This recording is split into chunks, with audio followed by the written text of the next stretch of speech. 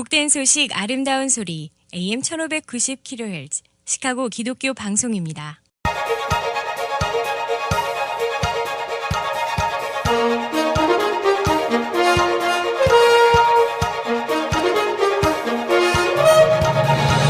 김정일 해설위원의 시사 해설. 세상을 넓게 봅니다. 삶의 지평이 넓어집니다.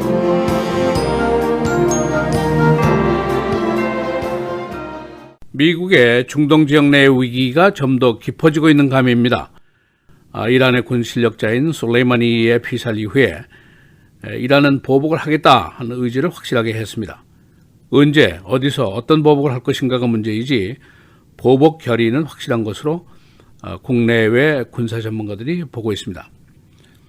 미국의 군사기지가 해외에만 한 800여 개가 되고 미 해군 함정이 한 293대가 활동 중인데 이 중에 3분의 1이 외국 항만에 기지를 두고 있습니다. 그 밖에 국내에 취약한 테러 목표들은 셀 수도 없이 많습니다. 만일 이란이나 이란의 하수인인 헤즈볼라 이런 테러 단체가 이것들을 노린다면 미국은 방어에 굉장히 큰 어려움을 겪게 될 것입니다. 그리고 또 이란이 국제사회와 맺은 핵 억제 협상을 무효화하겠다, 우라늄 농축을 실시할 뜻을 암시를 했습니다.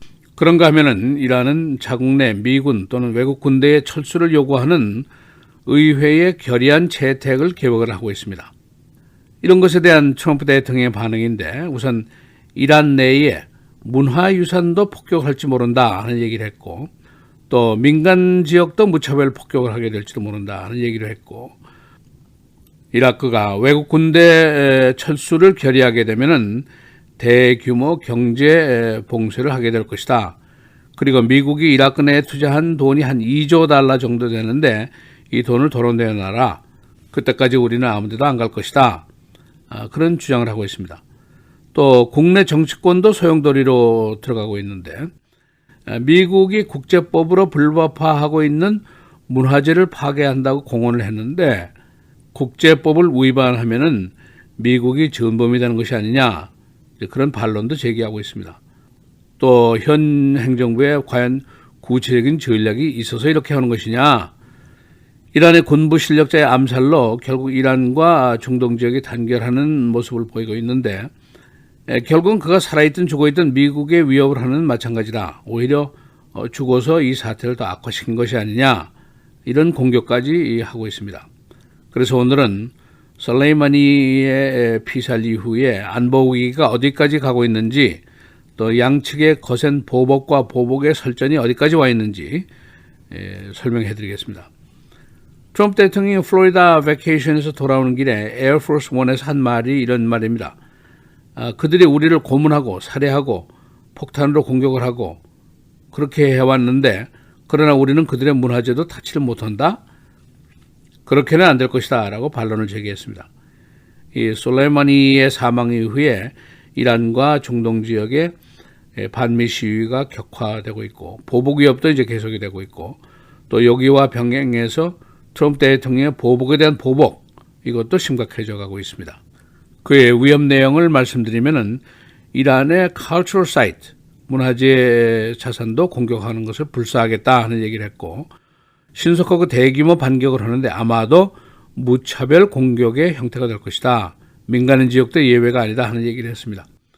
그리고 이제 이라크를 위협하는 것에서는 이라크 의회가 외국군 철군 결의를 하게 되면은 very big sanction 봉쇄 정책을 펴게 될 것이다. 또 이라크 내에 공항 건설이라든가 미국이 투자해온 돈이 2조 달러 정도 되는데 이걸 다시 내놔라. 그런 요구를 하고 있습니다. 지난 토요일 날 트럼프 대통령의 트윗을 보면은 미국이 52개 이란 내의 목표물을 이미 조준을 하고 있다라고 얘기를 했는데 이 52개의 목표라는 것은 한 40년 전에 이란이 인질로 했던 미국 국민의 숫자의 의미입니다. 그리고 이제 국내 정치권의 스톰도 거세지고 있습니다. 군사 활동에 대해서 의회와 사전 통보나 사전 협의도 하지 않았지 않느냐 하고 이제 반발을 하고 있는데 트럼프 대통령은 내 트위터가 공격에 대한 공식적인 통보다, official notification이다 이렇게 조롱 섞인 반론을 제기하고 있습니다. 의회 측의 반응은 이 조치가 현명하고 전략적인 의미가 있는 것이냐, 임박한 위협이 있었다고 하는데 그 위협이 뭐냐라고 질문을 하고 있습니다. 결국 그가 살아있어도 죽어있어도 미국의 위협은 마찬가지인데 죽여서 더 악화되면 그것이 전략이 아니지 않느냐, 이제 그런 공격을 하고 있는 겁니다. 1954년도에 헤이그 컨벤션에서 문화자산 보호 규정이라는 것이 국제적으로 생겼습니다. 군사적으로 꼭 필요하다는 것을 증명할 수 없는 한 문화재를 파괴하는 것은 전범으로 취급한다. war crime이다. 이런 규정입니다. UN 리스트에 따르면 이란 내에 세계 문화재가 24군데나 있습니다. 전 내셔널 세큐리티 카운슬의 한 간부는 펜타곤의 전쟁 기획관들이 문화재 목표를 하는 것은 하지 않을 것이다 하는 예상을 하고 있습니다. 만일 자칫하면 자신도 전범으로 취급을 받을 수 있기 때문입니다. 그러나 이런 경우가 생기면은 군 통수권자의 명령이 거부되는 그런 불상사도 벌어질 수가 있습니다.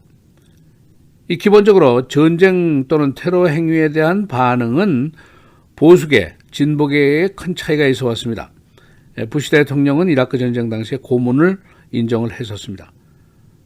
트럼프 대통령은 대통령 후보 시절부터 제니바 컨벤션이 규정하고 있는 2005년도 규정인데 고문 금지를 광의로 해석을 했습니다. 그래서 물고문, 워터보딩 같은 것은 괜찮다 하는 식으로 해석을 해왔었습니다. 그리고 2015년도 아이시스와 교전 당시에는 테러리스트의 가족도 체포할 수 있다라고 인정을 했었습니다. 최근에 3명이 미군 전범 피의자가 있었는데 이 사람들이 사면이 됐고 지난 11월에 아프가니스탄 민간인을 살해한 혐의로 19년 징역형을 받았던 장교 한 사람도 사면이 됐습니다. 그리고 트럼프가 모슬렘 다수인 6개 나라의 미국 입국 금지 조치를 내린 것도 유명한 일입니다. 그러나 진보적인 사람들 또 특히 오바마 대통령 같은 사람들은 생각이 많이 다릅니다. 전 세계의 모슬렘이 24.1%에 해당하는데 18억 인구인데 이 사람들하고 우리가 종교전쟁을 하는 것이 아니다. 일부 극렬주의자 테러 분자들과 대결하는 것이다. 이런 얘기를 하고 있고 그래서 고문을 중지한다. 구안타나모 감옥도 폐쇄를 한다. 그런 주장을 해왔었습니다. 아무리 테러리스트지만은 적법한 절차에 의해서 재판을 받을 권리를 인정해야 한다. 이것이 바로 문명사회의 일관이다라는 논리를 펴섰습니다. 지금 중동 지역의 텐션은 거의 매일같이 약화가 되고 있는데 이란과의 이 양숙관계는 수십 년이 된 것입니다. 특히 오바마 시대에 이란과 맺은 핵협정을 트럼프가 무시하고 탈퇴한 이후에 사이는 더 악화가 됐습니다. 이란은 중동 지역 내의 시아파의 종주국이고 수많은 테러 단체를 가지고 있는데 최근에 이란이 지원하는 민병대가 바그다드에 있는 미국 대사관을 공격했었습니다. 이 민병대는 미군의 폭격으로 사망한 25명의 테러리스트 사망에 대한 항의를 하고 있는 것이었습니다. 그러나 미군은 커크 군사기지에 있던 민간인 미국인 사살된 것에 대한 보복으로 이들을 공격했었습니다. 그 직후에 솔레이마니가 바그다드 공항에 있는 것을 미국의 정보 측이 감시망에 걸려들었는데 미국이 중동 지역 내에 테러를 관장하고 있는 그를 드론 공격으로 암살을 하게 된 것입니다. 이란은 심각한 보복을 공언을 했고 핵협정을 파기를 했고 미국은 보복에 대비해서 이라크와 이란 내에 있는 미국 시민들을 이미 소개를 시켰습니다. 또 이란 내에 있는 여러 가지 중요한 목표물을 조준을 하고 있는 상태입니다. 이와 부수적으로 국제 오일가가 올라가고 증시는 폭락을 했습니다. 경제적인 여파도 예상이 되고 있습니다. 그래서 총체적으로 보면은 북한의 크리스마스 기프트 그리고 이란의 severe revenge와 맞물려서 미국의 대선에도 만만치 않은 영향이 미칠 것으로 예상이 되고 있습니다. 시사해설 김정일입니다.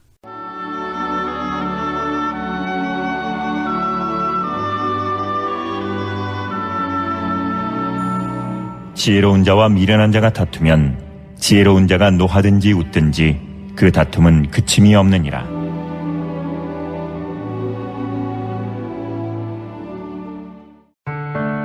미디어를 통한 세계 선교를 꿈꾸는 KCBS. 이제는 라디오가 없어도 KCBS 시카고 기독교 방송을 실시간으로 청취할 수 있습니다. KCBS 시카고 기독교 방송에서는 쉽고 간편한 라디오 청취 서비스를 제공합니다. 스마트폰 애플리케이션 서비스 안내 앱 스토어에서 KCBS를 검색해 시카고 다운타운 그림의 KCBS 아이콘을 무료로 다운받아 설치하시면 스마트폰으로 실시간 KCBS 생방송 청취가 가능합니다. 정규 방송 시간 후에는 CBS 기독교 방송이 실시간 방송됩니다. 또한 시카고 기독교 방송 웹사이트 kcbs1590.org에서 생방송 듣기 메뉴를 통해 KCBS 라디오를 실시간으로 청취할 수 있습니다. 김정일 해설위원의 시사해설 방송도 스마트폰 KCBS 앱을 통해 매일 청취가 가능합니다. KCBS 앱의 왼쪽 상단에 위치한 메뉴에서 J-Kim 뉴스를 클릭하시면 다시 듣기 서비스가 가능합니다. 또한 페이스북이나 유튜브에서도 김정일 해설위원의 시사해설 진행 방송 청취가 가능합니다. KCBS 실시간 청취 서비스에 관한 자세한 사항은 시카고 기독교 방송 전화 847-583-영원구원 583-영원구원번으로 문의하시기 바랍니다.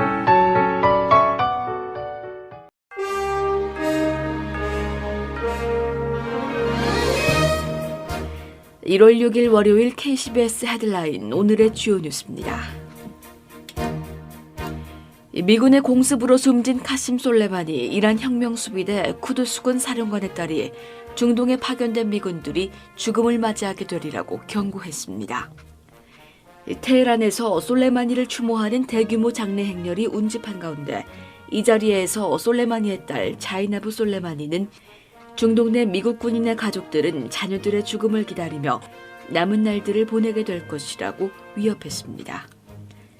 솔레마니의 후임으로 임명된 이스마엘 가니 준장은 현지 언론과 인터뷰에서 전지전능한 신이 복수를 약속하셨으며 행동은 확실히 취해질 것이라고 강조했습니다.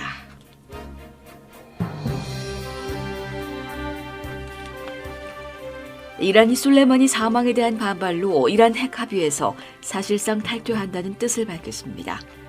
이란은 다만 미국이 이란에 대한 제재를 철회한다면 핵 합의로 복귀하겠다는 조건을 제시했습니다. 이런 가운데 이라크 바그다드나 그린존에 있는 미 대사관 인근에서는 이틀 연속 포탄이 떨어져 이라크인 3명이 다쳤습니다. 이라크 시아파 민병대 등의 소행으로 추정되는 가운데 레바논의 친이란 무장정파 헤즈볼라는 미군 병력에 대한 직접적인 공격을 예고했습니다.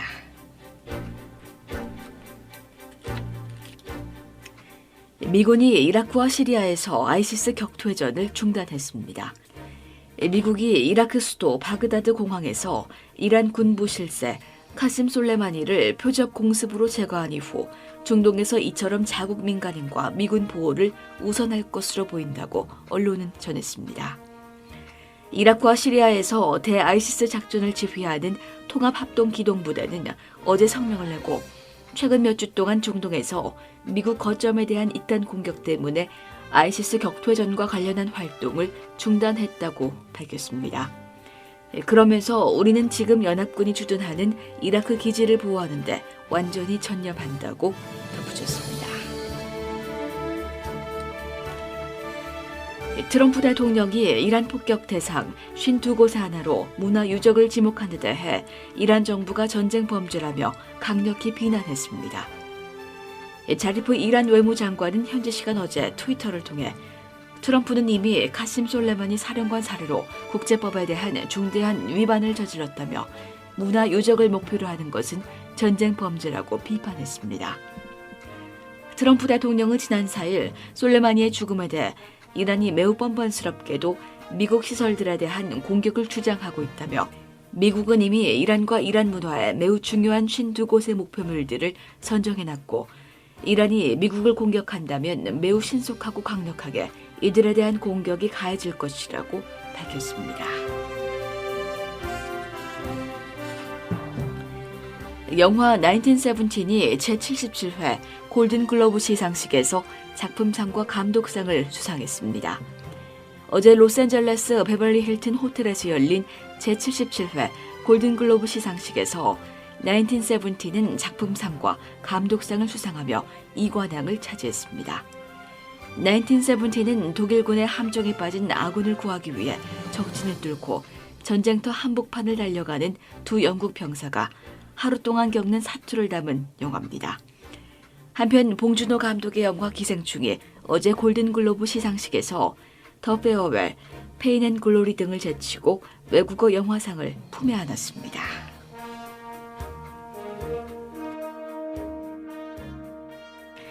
승객을 성추행한 우버택시 기사에게 징역 5년이 선고됐습니다. 엘진에 거주하는 29살 아미드는 지난해 11월 여성 승객을 성추행한 혐의로 유죄를 선고받았었습니다. 그는 이 사실을 은폐하기 위해 친구를 고용해 그녀를 구타한 혐의로 또 다른 재판을 받게 됩니다.